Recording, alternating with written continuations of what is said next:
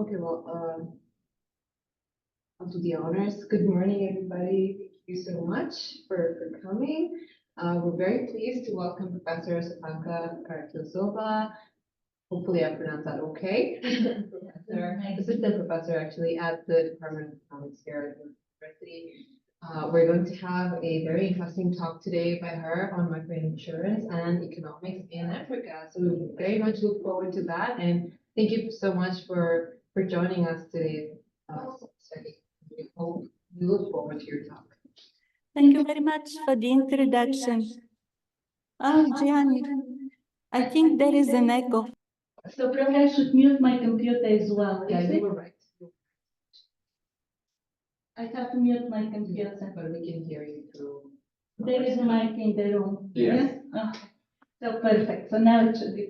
So thank you so much for the introduction. Special gratitude to those of you who are here in person. And of course, thank you to those of you who connect with us via Zoom. I am also grateful to the RISC Insurance Studies Center for this invitation to talk about my research on inclusive insurance and economic growth in Africa.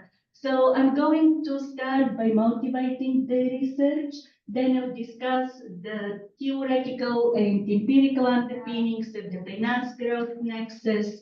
I'll describe the data and then present the results, and of course I'll conclude.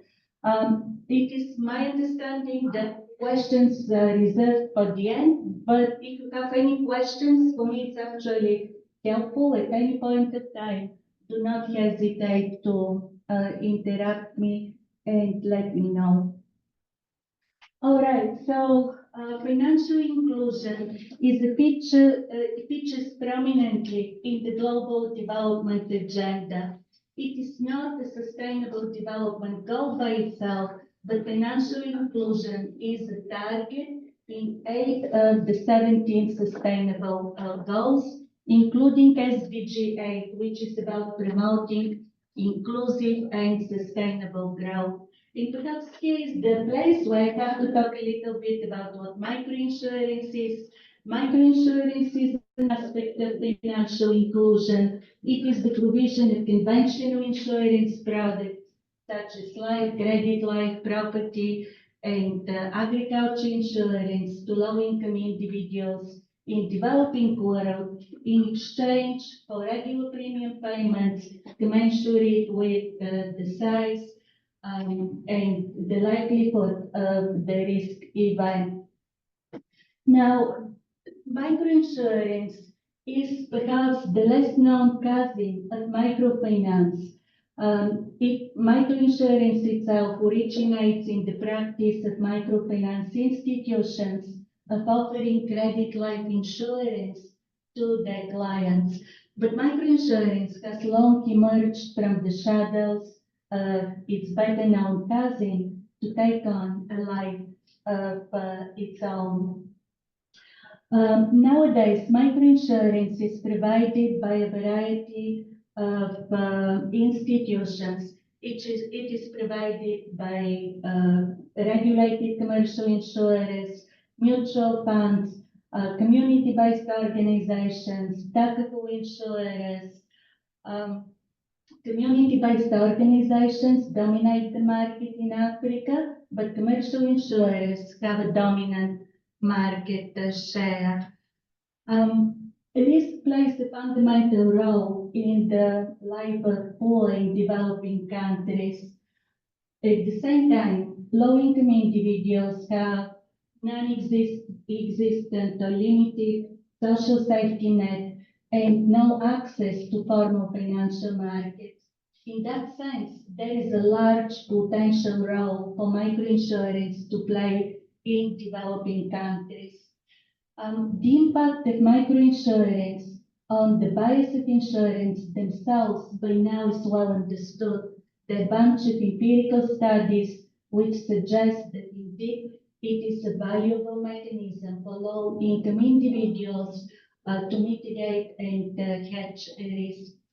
At the same time, though, our understanding of its macroeconomic impact is really in its nascency. So this is essentially the goal this study to look at the macroeconomic impact of microinsurance. You may think that it's a trivial question, right? If those who purchase insurance benefit from that, then perhaps that should be beneficial for the economy as a whole. That is actually a famous paradox in economics.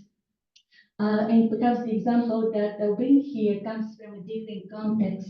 It comes from the eighth grade literature, where in a similar fashion, many foreign aid projects were shown to have a beneficial impact on the recipients, but at the same time, studies of the impact of foreign aid on the aggregate economy did not find a lasting impact. So in this sense, this is what you can call a micro-macro paradox. It is important to know whether microinsurance has a lasting impact on the aggregate economy. And this is the question and the void in the literature that this study addresses. I examined both the contemporaneous and intertemporal effect of microinsurance on economic growth. In plain words, I estimate the impact of microinsurance on economic growth in the immediate period, and then I also trace its impact over time to see whether it has an impact on the economy in the immediate period and also whether it leaves a lasting trace. I use rich census data on microinsurance in Africa collected by the Microinsurance Center, the Milliman. And perhaps here is the place to emphasize how important this industry collaboration is for people who work in the field. It is extremely difficult to get insurance data unless you have industry contacts. So I'm really grateful that I had this connection with the Microinsurance Center. As a matter of fact, they did share their data publicly, but in more recent years, the studies that I use for my own research have been overtaken by a global network, and nowadays the data are not public anymore, which once again comes to emphasize how important it is for us, if we have to study insurance phenomena, to have access to industry data. I wouldn't keep you in suspense. That is the preview of my findings here at the bottom of the screen. I find that microinsurance has a positive and robust impact on economic growth, both on impact and over time. But perhaps the interesting finding is that this impact is conditional on the level of development and the type of insurance. So next what I'm going to do is to talk a little bit about the theory that is known as the finance growth nexus, or the theory which examines whether there is a connection between financial markets and institutions and economic growth, and then I'll talk about the empirical evidence. I talk about the finance growth nexus because it is better understood than insurance growth nexus per se. But insurance is a financial service, and insurance are financial institutions. So this is the correct theoretical framework for the research question that I have. Now, interestingly, theorists do not agree on whether there is a causal relationship between finance and economic growth, the real growth of the economy. Finance is a nominal type of variable, growth is a real type of variable. So many theorists argue that in the long run, there is the so-called money neutrality, or monetary variables more generally have no impact on real variables such as the real growth of the economy. So that is the reason why the relationship between finance broadly and growth is so contested in the literature. Even among those who agree that the development of financial markets and institutions has a lasting impact on the economy, there is a disagreement of the direction of causality. Is it growth that causes the development of financial markets, or the other way around? So economic growth, according to Patrick, could be the supply-led or demand following. Supply-led means that the development of financial markets causes economic growth, and demand following is the reverse. It is the development of the economy that causes the development of financial markets. To make matters more complicated, some argue, including Patrick, but also Greenwood and Jovanovic, that this connection could be bidirectional. So you can have feedback effects from growth to finance and from finance to growth. What Patrick also states is that the direction of causality can actually switch during the development. So the causality goes from finance to economic growth for low-income economies, but then for high-income economies, causality is the opposite. It is the development of the economy that causes the development of financial markets and institutions. Now, empirical evidence is actually pretty unanimous. There is a strong evidence for the supply-led hypothesis that finance causes growth, so much so that Rousseau and Bachtel, known authors in the field of the finance growth nexus, state that the robustness of the cross-sectional relationship between the size of a country's financial sector and its rate of economic growth is by now well established.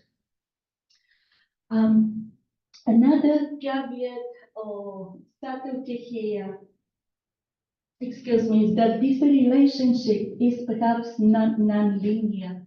What could the reason behind it? There are different reasons for the non-linearity in the relationship.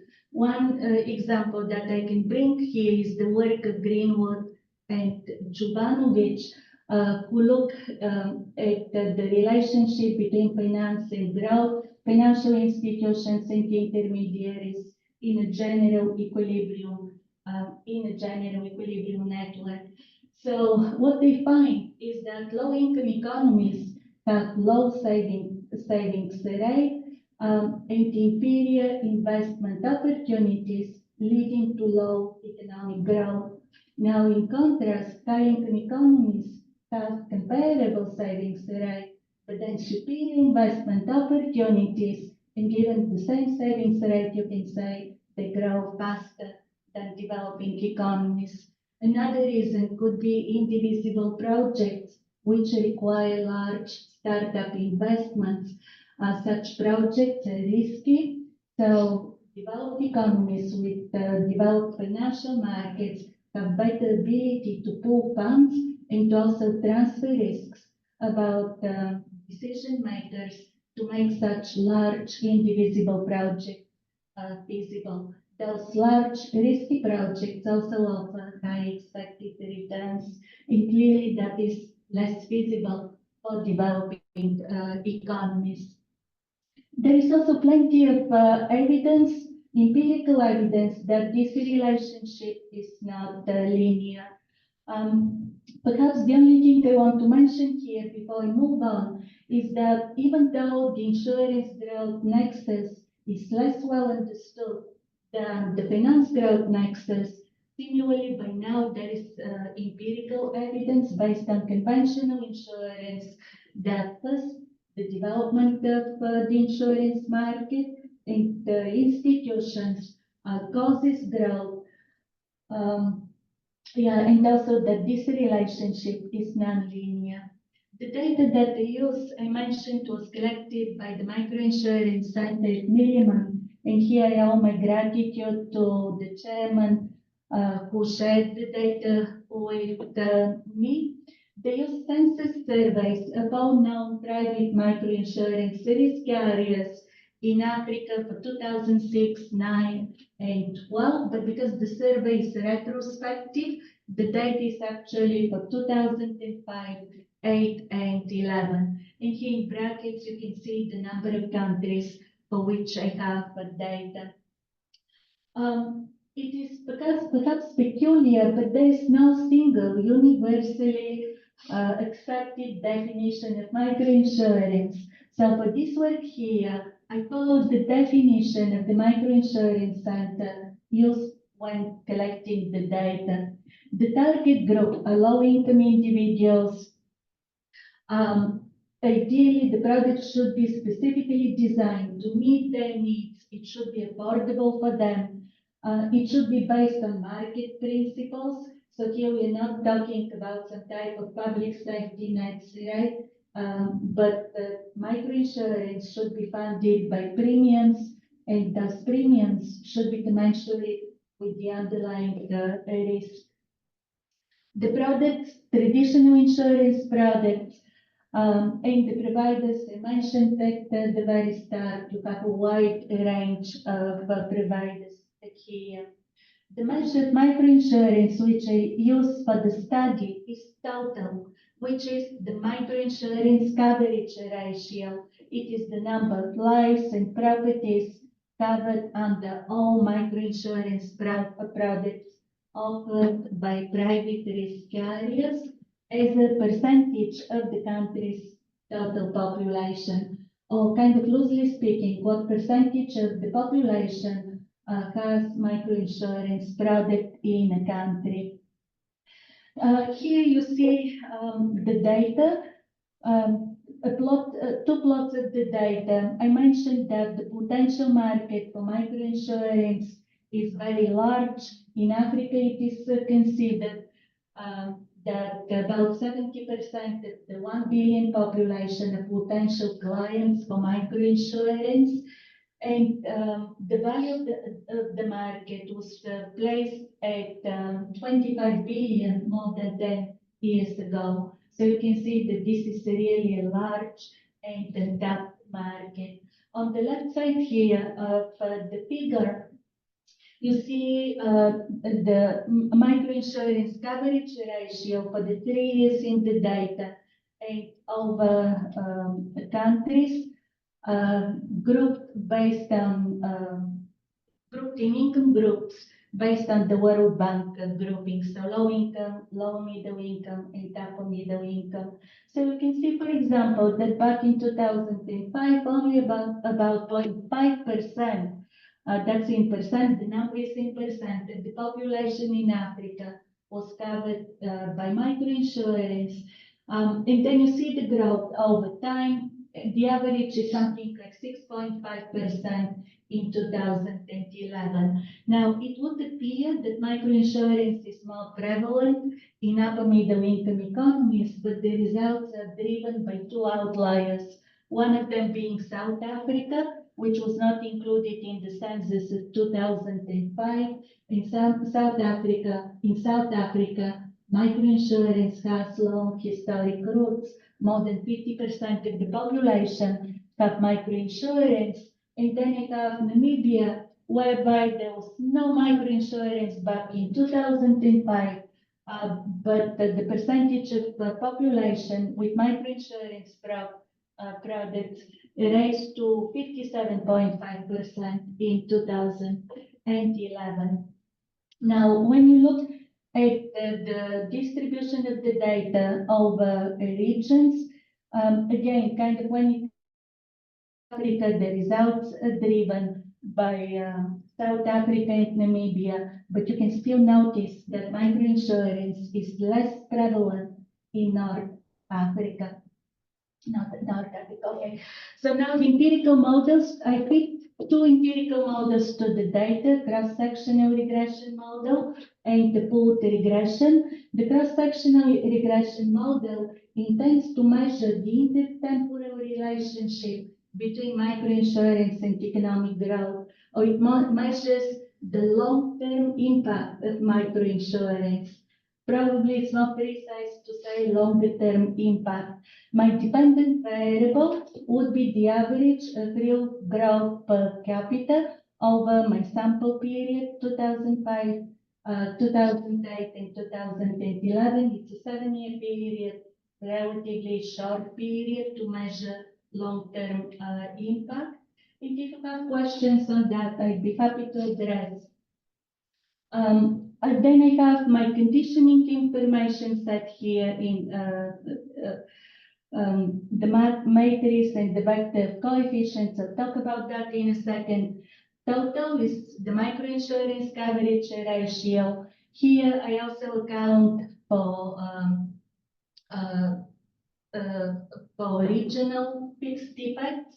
So I account for differences across 5 regions of Africa, which are essentially constant over time, but vary across different regions. What are those fixed defects? Those would be initial conditions that would vary across the regions, initial productivities, endowments of natural resources, and so on.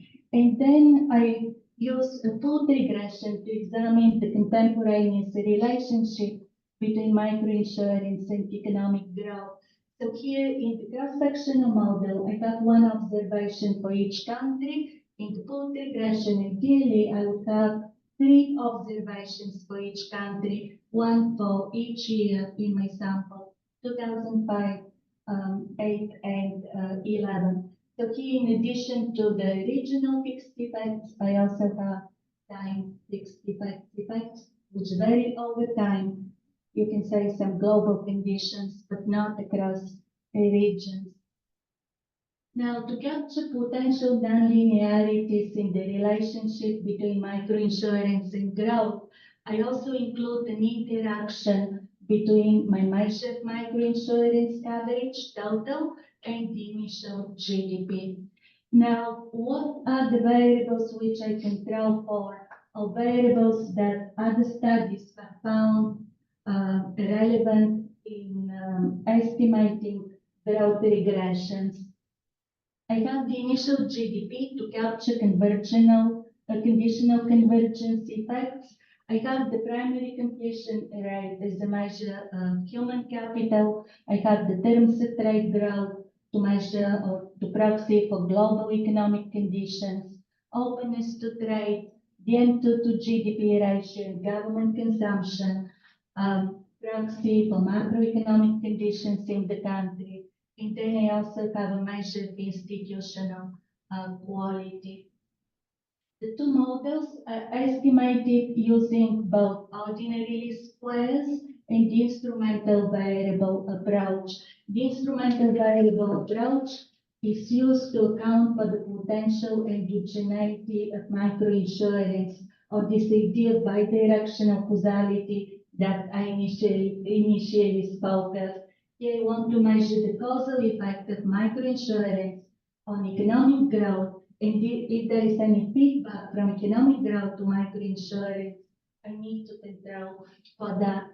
The instrument which I use is the rank order of the observed microinsurance coverage ratio. So I sort all countries by their microinsurance coverage ratio, and I assign a numerical rank. I sort them in descending order. So rank is positively correlated with total, with the microinsurance coverage ratio. The instrument should be relevant because by construction it is correlated with the endogenous variable. And second, to the extent that random factors which affect both microinsurance and economic growth do not change the ranking of the countries, the instrument should be also correlated with the error term in the structural equation. And I also test for instrument validity. So test suggests that the instrument is strong and relevant. So here are the results. I hope you can see the results. I also have an illustrative example. What I find is that there is a sizable and statistically significant effect of microinsurance on subsequent economic growth. I find that the level of microinsurance in 2005 predicts the growth rate in real GDP per capita over the subsequent 7-year period after controlling for a large set of country characteristics. As suggested by theory and other empirical studies, I also find that this relationship is non non-linear. It depends negatively on the initial level of development. So because the relationship is, because of this negative kind of sign on the gross term of microinsurance and initial GDP, the marginal impact of microinsurance on economic growth is first positive, but then it decreases with the level of development, and at some point it turns negative. So what concerned me when I did this study is that like this marginal effect was predicted by literature, but what is concerning here is that the threshold level of initial GDP where the effect turns from positive to negative is only USD 460. And mind you, most of the countries in the sample are low-income economies. So that basically tells you that they find that in the long run, microinsurance has a robust and positive effect only for the countries with the lowest starting level of development, right? And later on, I'll look into potential explanations. When you look at coefficients, it is difficult to understand the economic significance. The dependent variable is also a natural logarithm. So here I have an illustrative example. Niger did not have microinsurance back in 2005. The mean total or microinsurance coverage ratio, remember from the figure, was about 0.5% in 2005. I can also estimate the marginal effect of microinsurance on economic growth for countries with Niger's starting level of development, right? And then I can make a hypothetical exercise. I can say that an exogenous change in microinsurance that managed to push Niger to the average level of microinsurance coverage in 2005, but for my sample, would have accelerated its subsequent annual growth rate by 0.6%. That is significant, right? And then if 2% of Niger's population were covered by microinsurance, its growth rate over the next 7 years would have averaged about 0.9% per year, in contrast to the actual negative 1.4%. So these are really sizable effects, but once again, it's a hypothetical exercise. It doesn't tell us how we can initiate such exogenous change. And we also assume here that the marginal effect is the same as the average for the sample. For panel data regressions, similarly, I find if you kind of remember the numbers from the previous slide, you would notice that the coefficient estimates here are smaller, and I'll show you once again the example with Niger to illustrate that indeed, when it comes to the contemporaneous effect, it is smaller in magnitude compared to the intertemporal effect for given level of development. So for a given country, microinsurance has smaller impact in the short run compared to the long run, which is in a way good news, but we have to keep in mind that the long run impact is measurable and positive only for very low income countries. So here the news is uniformly positive, the relationship is non-linear, and the threshold level of initial GDP, where the marginal effect change is sign from positive to negative, you can see it's much larger, USD 4,600.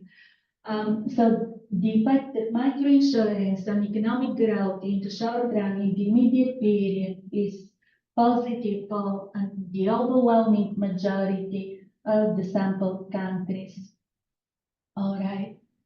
And here is again the illustration. Right, Niger did not have microinsurance in 2005. I can estimate the marginal effect of microinsurance for a country with Niger's initial GDP back in 2005 based on my regression results.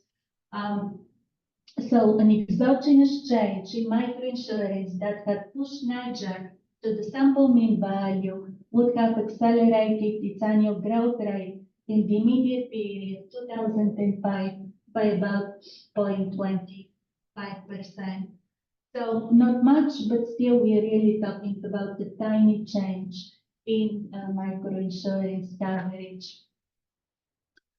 Okay, I was actually worried that I wouldn't finish in time, but it seems that I sped up. But anyway, so the results suggest that, as a recap, that microinsurance has an overwhelmingly positive effect on economic growth in the immediate period. However, over time, whereas that impact is positive for the lowest income economies, for higher income developing economies, it is insignificant and possibly negative, right, for richer developing countries. So this nonlinear effect is consistent with the theoretical literature about the nonlinearities between economic growth and insurance. But all the countries in our sample are essentially developing countries. So we have a kind of a paradox. Why is it the case that in some developing countries, microinsurance may fail to leave a lasting impact on the economy? So here the exercise that I did is to divide microinsurance into life and non-life microinsurance. So far, I have looked at the total percentage of the population which has purchased some type of microinsurance product, be it life or non-life product. So here I segregate the two, life and non-life insurance. In life, I would have life and credit life. The segregation is based on the OECD definition. In the non-life, I have health, agriculture, and accident insurance. I do the same exercise. Perhaps the highlights are here in the last three columns of the table. I have as a reference the regression model, whereby I look at the total microinsurance coverage ratio, and then you have the estimates for life and non-life insurance. Now, if you look at the two, you can see that the coefficients on life microinsurance are large in magnitude compared to non-life, but they're also statistically insignificant. While for non-life, you can see that the regression coefficients are small in magnitude, but at the same time, they're statistically significant at the 10% level. Yeah, all right. And here kind of I got my conclusion. So microinsurance has a measurable, robust, statistically and economically significant effect on economic growth, both on impact and temporarily. But the microinsurance growth relationship is best described by a nonlinear relationship. The marginal effect is a negative function of the initial level of development. In the immediate period, microinsurance has a robust, positive effect on economic growth, and the marginal effect on growth is larger in poorer countries, which is perhaps good news for policymakers. Now, over time, the effect of microinsurance on economic development is larger than on impact for a given level of development, which is again good news that says that microinsurance has larger impact on the aggregate economy in the long run. That is what the policymakers and microinsurers would like to hear. This longer-term relationship is also positive and statistically significant for countries with low starting level of development, but it also tapers off more quickly with the initial level of development. And perhaps the caveat here, the negative news, is that microinsurance may fail to leave a lasting trace on the aggregate economy in richer developing countries. Richer here we put in quotation marks because clearly all the countries in my sample are developing countries. And perhaps, that's not that negative of a result by itself, because it makes us think about what is driving it. And the disaggregation of microinsurance into life and non-life suggests that indeed different insurance products have different impact on the aggregate economy.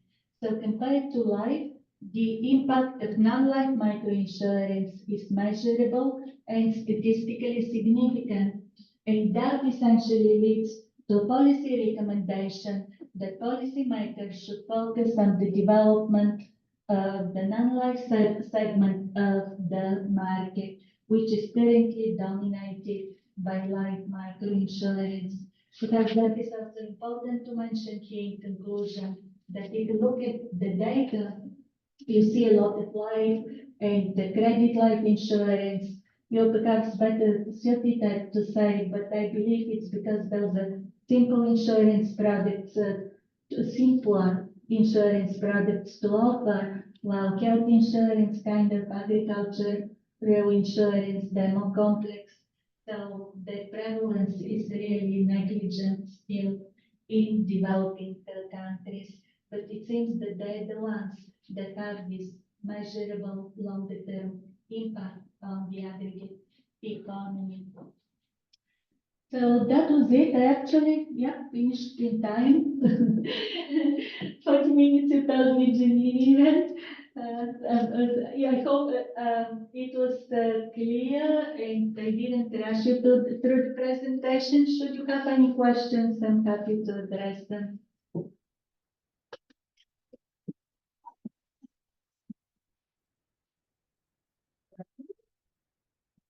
Curious, like what exactly might be the main channel through which microinsurance drives economic growth?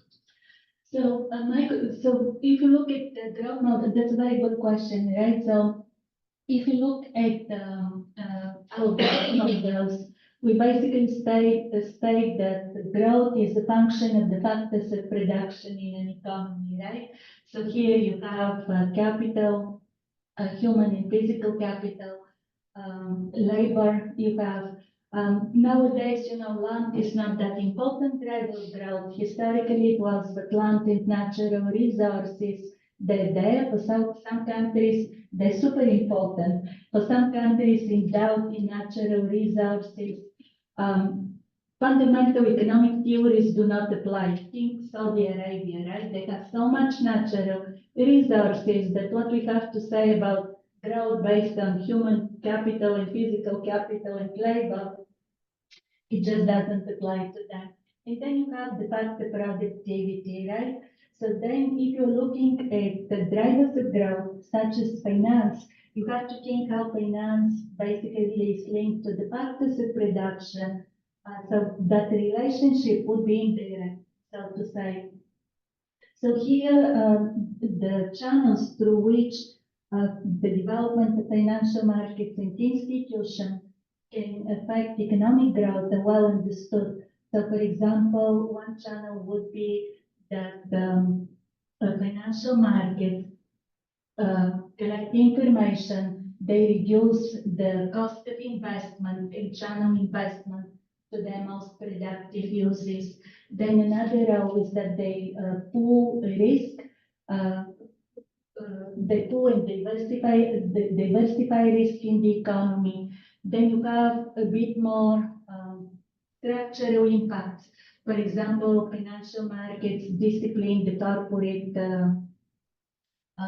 corporate management, impose discipline on corporate management. So these are all factors that you can say affect investment, they affect human capital, and therefore economic growth. But yeah, that's a good question. The relationship is kind of indirect. And that's why when you do the growth regressions, sorry, I have to go backwards. My bad.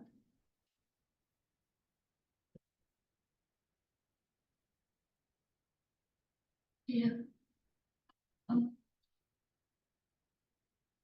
You have to account for variables that are known to affect economic growth, right? In general, human capital is very difficult to measure. I measure it with the primary completion rate, for example, and some would argue that that's not a good measure of human capital, because human capital is the knowledge and skills which we bring to the workplace that makes us more productive, enhances our ability to produce goods and services.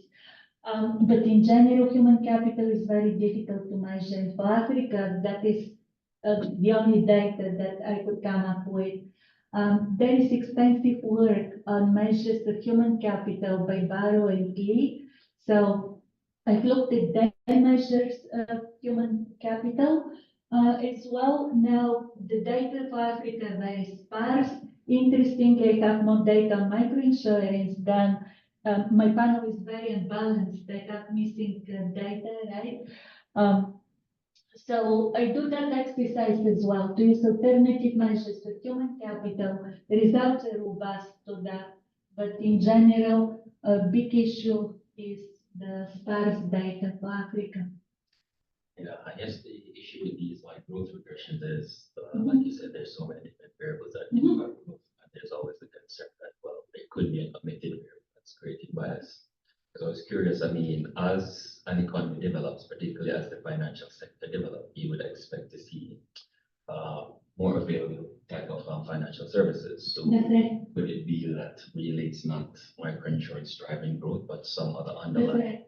That's right. That's always a concern, right?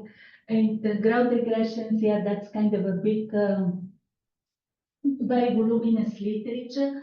So you can do two things. The first thing is that in economics, causality comes from theory, right? So you have to have a theoretical framework that explains or it enables you to think how a variable of interest would affect economic growth. And then the next thing that you can do is to control for that reverse causality, right? There are different methods here. The one that I chose, like I went through lots of literature in order to choose an appropriate method. So the one that I use here is the instrumental variable approach. The model also is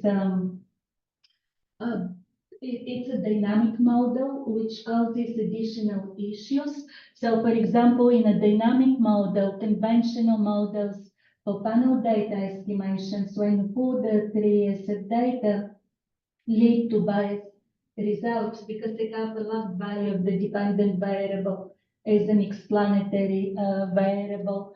So the issue of causality is always there. Whatever empirical work that you do, it is there.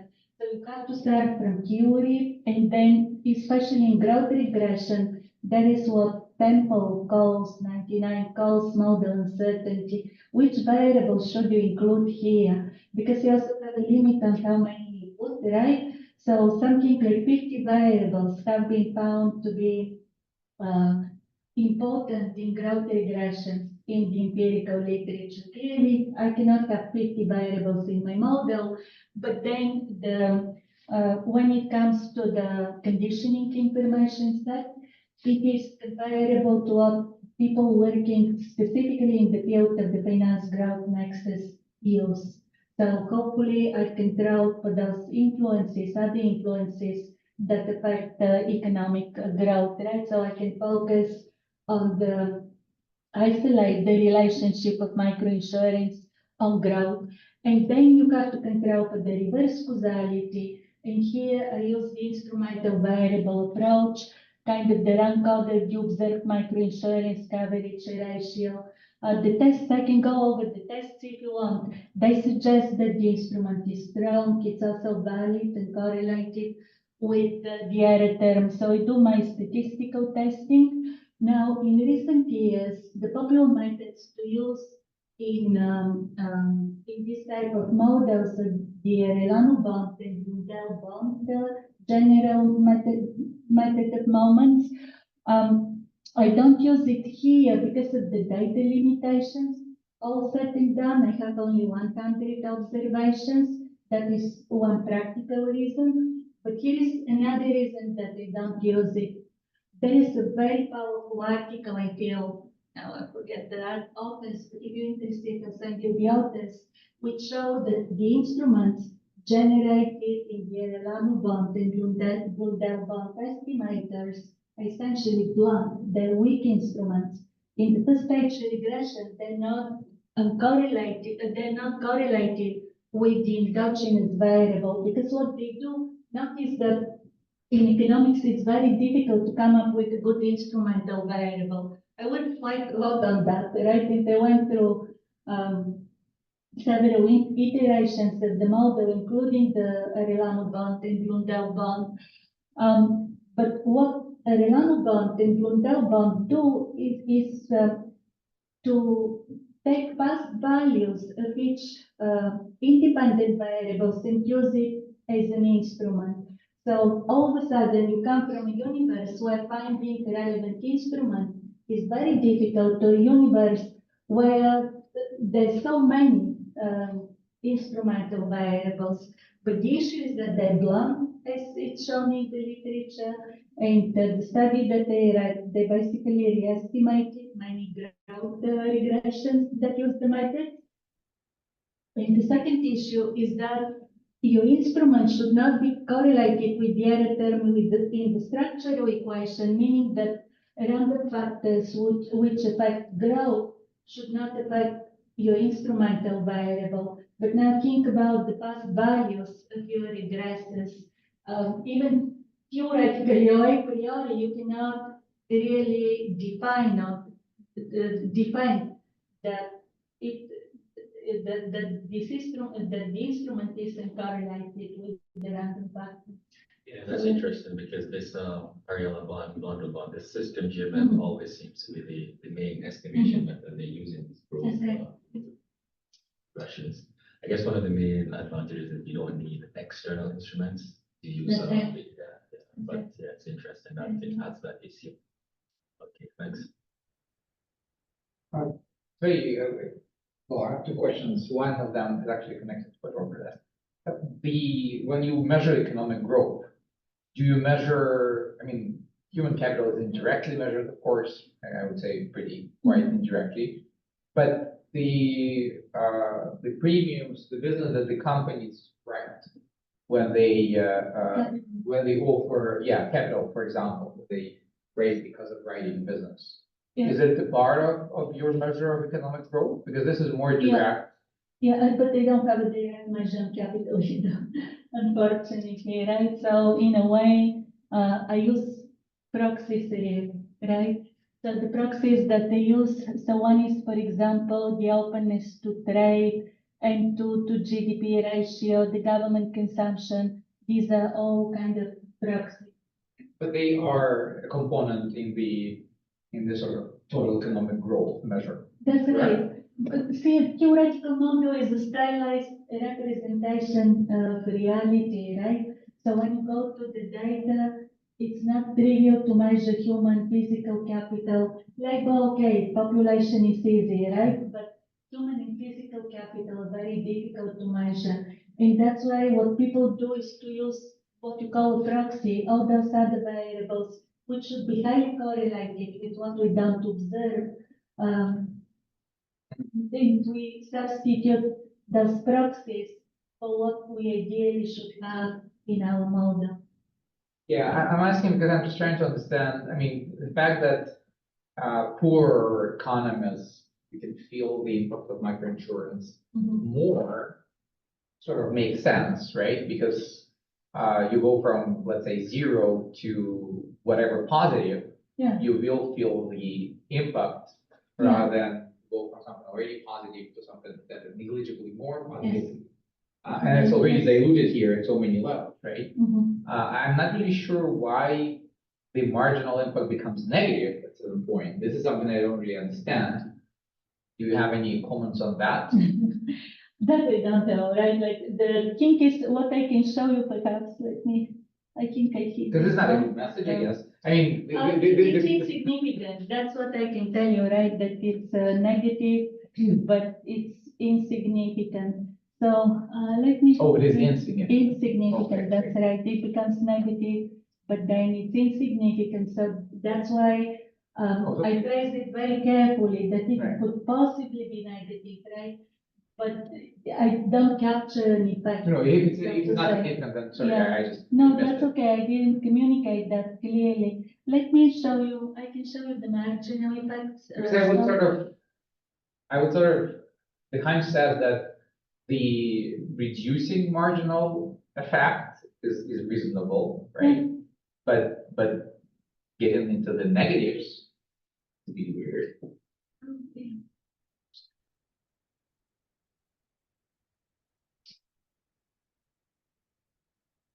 Yeah, kind of. The first part of the story is very good for Iowa, I suppose. Yeah. They're struggling, So this is kind of, I didn't present this slide, but those are the marginal effects that I estimate with the bounds, right? The 90 and 95% confidence bounds. So you can see kind of, just like you said, the marginal effect starts from positive and then turns to negative.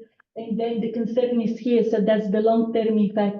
So the concern is here that this turning point is at a very low level of development. And then for it to be significant, the two bounds must be either in the positive or negative range. So here you can see the positive marginal effect is significant. Here the initial GDP is in logarithm, right? So up to here, so I think it is significant up to an initial GDP of 360, right? And then it also becomes significant. You can see right here for very large starting levels of GDP. Yeah.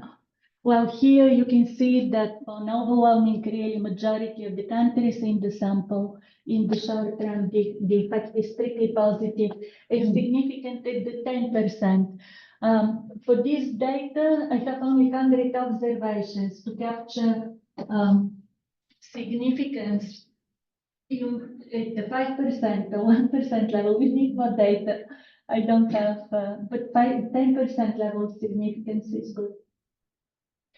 Another question is about the PNC versus life.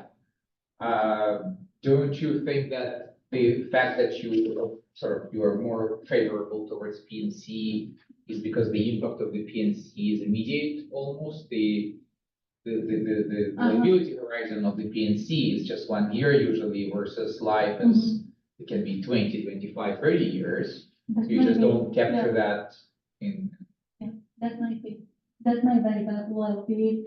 I, just like with 7 years of data, I cannot say more, but that's funding corroborated by studies that look at the insurance market, the conventional insurance market, based on a very large sample. That study is very similar.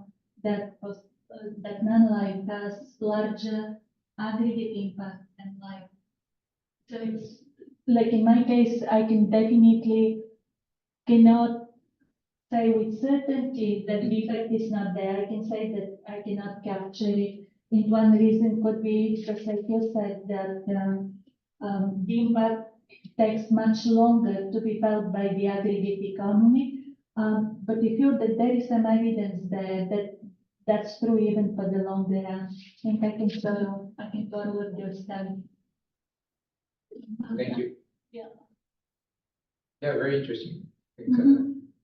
Hi, a few questions. Thank you so much. This is a really interesting presentation. I had a question about maybe how microinsurance would change if, let's say, the country would slowly transition into a developed country. Like, how exactly would that play a role? Because again, there's definitely a significant change in developing, but let's say there would be a change over a 20-year period, a 30-year period. How exactly would that work? Because especially in countries in Africa, I've talked to a number of people. Some of the countries are starting to boom as of late. So I just wanted to know what you're saying. So in terms of, we've had that the discussion with that at some point that, microinsurance at some point has to become conventional insurance. The distinction which we made between the two at this point is kind of artificial. And it is because there is this emphasis for policymakers that there is a large segment there which is excluded from formal financial markets, and we want to make a concerted, targeted effort to reach out to that segment. But surely, you know, as an economy develops, the population pyramid changes, right? More and more people move to middle class, so they can afford conventional insurance products. And also their needs are different. Your needs for insurance are different if you're, for example, rich, and if you're poor, what you have to worry about, the risks that you face. Some risks are fundamental. Rich and poor face them, say natural disasters. But otherwise, think about the rich people. They need security, they're more at risk of break-ins, robberies, and whatnot, losing lucrative jobs.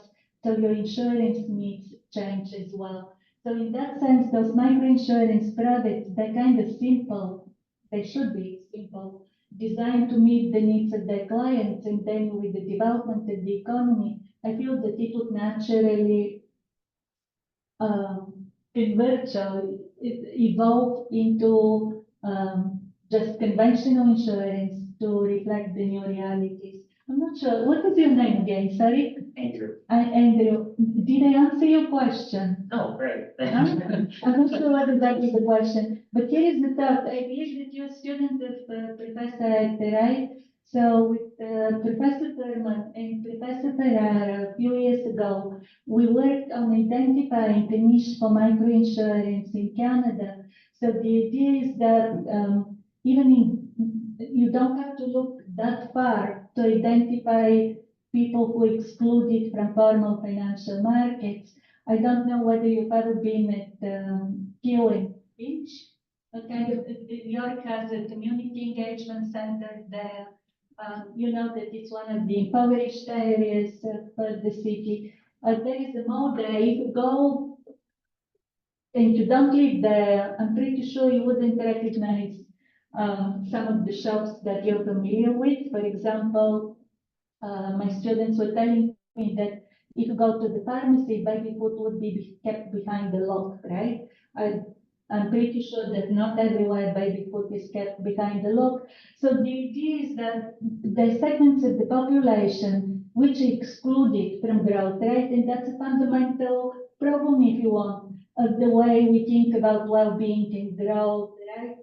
That well-being means economic growth. We always kind of pursue that goal of getting bigger, consuming more.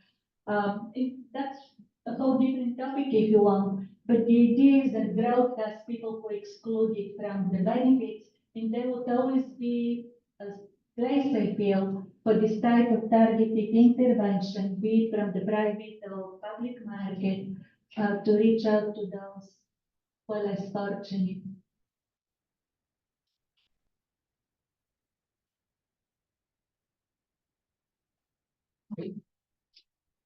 Thank you so much for coming in person. Yeah, thank you so much. Thank you so much for your interesting talk. Really appreciate it.